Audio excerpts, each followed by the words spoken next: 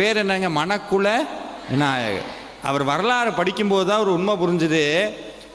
போர்த்துகீசியர்கள் பல தடவை விநாயகரை கொண்டு போய் கடலில் போட்டாங்களாம். 3 தடவை கடலில் போட்டு 3 தடவையும் திருப்ப வந்து உட்கார்ந்து இது என்னுடைய இடம்னு யார் விநாயகரை கொண்டு போய் கடலில் போட்டானோ அவனையே கோவில் கட்ட வச்ச அற்புதமான தெய்வம் மணக்குல விநாயகர்.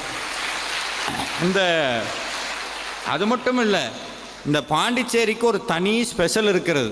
நான் வேறு எதுவும் சொல்கிறேன்னு நினச்சேன். பாண்டிச்சேரிக்குன்னு ஒரு தனி ஸ்பெஷல் இருக்குது. இதுக்குமா கை தட்டுறது?